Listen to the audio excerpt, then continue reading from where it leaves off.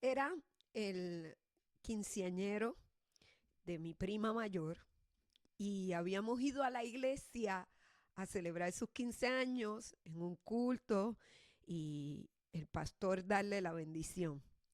Luego de lo cual nos retiramos y nos fuimos todos a la casa del abuelo para celebrar, para comer una torta o un bizcochito, un pastel y estar ahí entre los amigos de mi prima y nosotros que éramos invitados porque éramos los primos y éramos unos cuantos primos.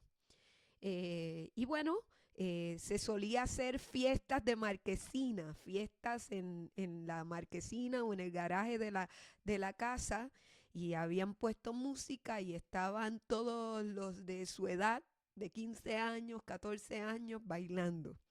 Yo era una niña que era menor que ella, probablemente por unos 8 años, quizás, no lo sé, y tenía prohibido bailar.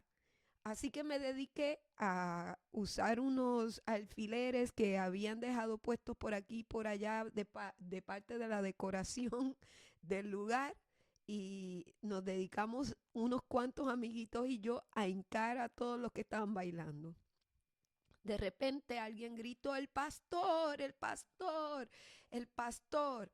Todos salieron corriendo, cayeron sentados, apagaron la música y se acabó la fiesta. El pastor había llegado y todos estaban nerviosos y muy amedrentados. Era como el policía que llega al lugar donde están haciendo fechorías. Y pues crecí en un ambiente donde explícitamente no estaba prohibido bailar, pero que en realidad todos creían que bailar estaba mal y que era pecado. No lo practicaba, no lo hacía, pero siempre tenía la pregunta de por qué estaba mal. Y no fue hasta que llegué al Perú y conocí a mi esposo, que en aquel momento era líder de jóvenes de la iglesia, que él estaba dando un taller, estaba compartiendo algo. Y compartió algo que para mí me dio luz y me hizo entender qué era lo que estaba mal en todo esto. Porque si te prohíben algo, pero no te explican la razón por la cual eso no se debe hacer, entonces quedas con la curiosidad porque tienes un vacío intelectual o de conocimiento. No hay conocimiento claro de las razones por las cuales eso no se debería hacer. Actualmente en la iglesia se incluye el baile como una forma de adoración. Y yo soy Leslie, bienvenidas a mi canal de YouTube, Mujeres Apostólicas. Por favor, suscríbete, dale like a este contenido si te gusta y déjame saber en los comentarios. Y si tienes algún tema que a ti te gustaría que yo compartiera, pues aquí estoy para poder, en la medida de lo posible, compartirlo contigo. Esta que te acabo de contar es una experiencia real. Y era algo que por muchos años se debatía dentro de la iglesia, inclusive dentro de mi misma iglesia local había muchas personas que estaban a favor de bailar y otras que estaban en contra de bailar y que entendían que bailar era pecado. Pero nadie se tomaba el tiempo, incluyendo el pastor, ni los líderes de la iglesia, para explicar esta situación. Y sabe, que mucha gente hoy no está en la iglesia y que en aquella época mucha gente probablemente no fue a la iglesia porque amaba bailar. Yo soy originaria de una isla donde la gente de sangre caliente le encanta bailar. Y la salsa y el merengue y la música tropical y el moverse está en nuestra sangre, es parte de quien nosotros somos. Así que en no explicar las cosas adecuadamente y dejar un vacío de conocimiento allí puede hacer que muchas personas terminen no yendo a la iglesia por algo que primero no tiene que ver con salvación y segundo que es algo simple y muy llano y muy fácil de explicar. Cuando por primera vez yo fui a mi primer viaje misionero al Perú, tuvimos la oportunidad de ir a una de las iglesias más grandes de la ciudad de Lima todavía hasta el día de hoy, la iglesia Aposento Alto. Y para entonces ellos tenían un terreno inmensamente grande y y probablemente era la iglesia más grande en asistencia en aquel momento o probablemente una de las más grandes. Más de 20,000 personas reunidas en un solo culto, en una sola reunión. Y eran muy estrictos con su doctrina. Los hombres usaban corbata, camisa larga, de manga larga y se veían muy lindos. Y las mujeres falda, el cabello largo, etcétera. Yo sé que usted conoce a lo mejor algo acerca de eso y le voy a decir, no critique lo que no entiende.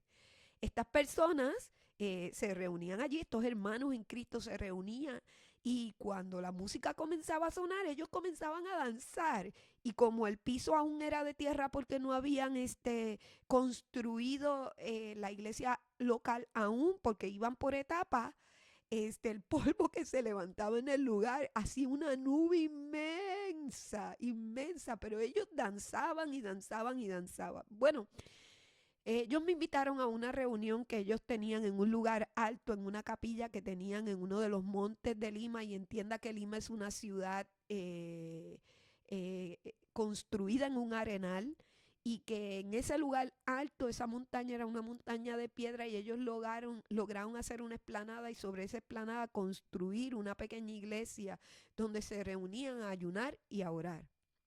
Y empezaron a cantar y a danzar de igual manera en círculo, los hombres con los hombres, las mujeres con las mujeres. Y cuando yo vi aquello, siendo yo metodista y viniendo de Puerto Rico, que tiene a lo mejor más libertades o tenía más libertad en aquel momento que el Perú, que estaba saliendo de un momento de guerrillas y todo ese tipo de cosas, ellos danzaban de la manera como nosotros no podíamos danzar porque a nosotros se nos prohibía y no nos daban razón por la cual nosotros no podíamos danzar. Y tanto era así que yo tenía un pastor que cambiaba el pasaje de la escritura en el Salmo, me parece que es el Salmo 33, que dice, el Salmo 30:11, has cambiado mi lamento en baile, desataste mi cilicio, me ceñiste de alegría, por tanto a ti cantaré gloria mía, no estaré callado, Jehová Dios mío, te alabaré para siempre. Y él no quería que nosotros dijéramos que Dios había cambiado nuestro lamento en baile, siempre decía que nosotros debíamos decir que Dios había cambiado nuestro lamento en gozo. Y al principio pues uno obedece a su pastor, pero luego no entiende por qué el cambio. Y bueno, porque realmente había un dilema con respecto a bailar. Como le digo, hoy la iglesia apostólica es una iglesia que se ha abierto a la danza litúrgica, a la danza de adoración. Y lo que le venía contando era que yo fui a esa iglesia peruana y ellos empezaron a danzar y yo cerré los ojos porque en mi cabeza está lo que mi pastor me enseñó y el límite que a mí me pusieron en mi iglesia local. No explicado, pero respetado por mí porque mi pastor fue quien me prohibió eso. Y como él representa una figura de autoridad, yo tenía respeto hacia él y hacia lo que él me enseñaba porque fue la persona que Dios puso para enseñarme a mí verdades eternas y quien Dios asignó para cuidar de mi vida. Y aunque algunas cosas pudieran estar no bien explicadas, yo me debía a honrar a mi pastor porque eso es lo que dice la palabra. Pero mientras ellos danzaban y yo tenía los ojos cerrados, alguien de la congregación me jaló y me invitó a danzar y me metió en el círculo.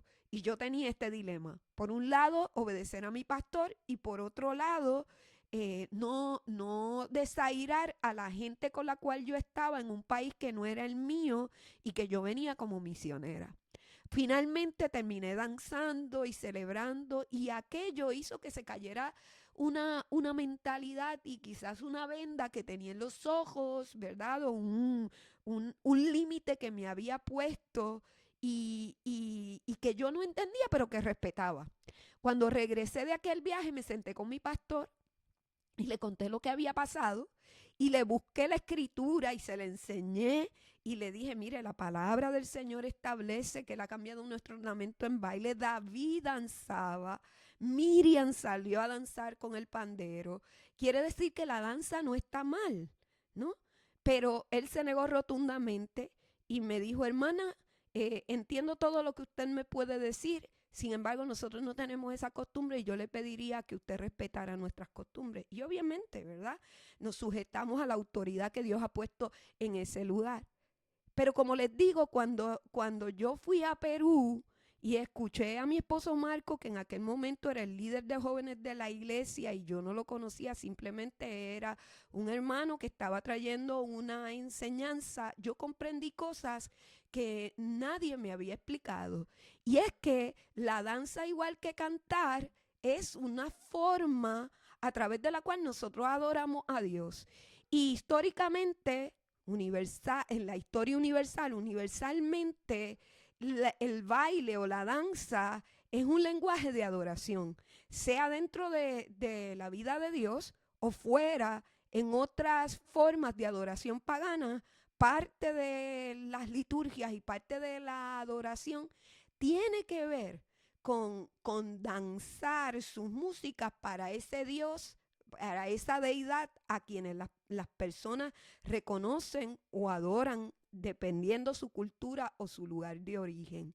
Y allí fue que yo comprendí que el baile como tal no está mal, que el baile es una expresión de adoración y que lo importante es a quién nosotros adoramos y qué tipo de música nosotros danzamos, ¿verdad?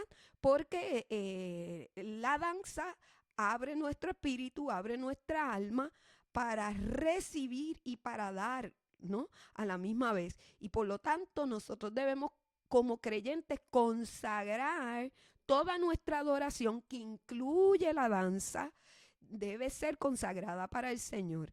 Y de la misma manera creo que la danza no es un ministerio, que todos debemos danzar, que la danza es algo que todos deberíamos practicar en la iglesia y no solamente unos cuantos hermanos. Gloria a Dios por los equipos de danza en la iglesia y todo. A veces este equipo de danza roba la concentración y muchas veces la gente se queda mirando y se vuelve todo una puesta en escena y a veces se olvida la esencia de lo que significa la danza, pero ahí vamos, mejorando, creciendo, transformándonos como iglesia del Señor, pero algo que nosotros necesitamos entender y que necesitamos comprender es esto, que danzar no está mal, que bailar para el Señor no está mal, que Sofonías 3 dice la Escritura que el Señor danza sobre nosotros con alegría, que el mismo Dios danza, que el mismo Dios celebra, que el mismo Dios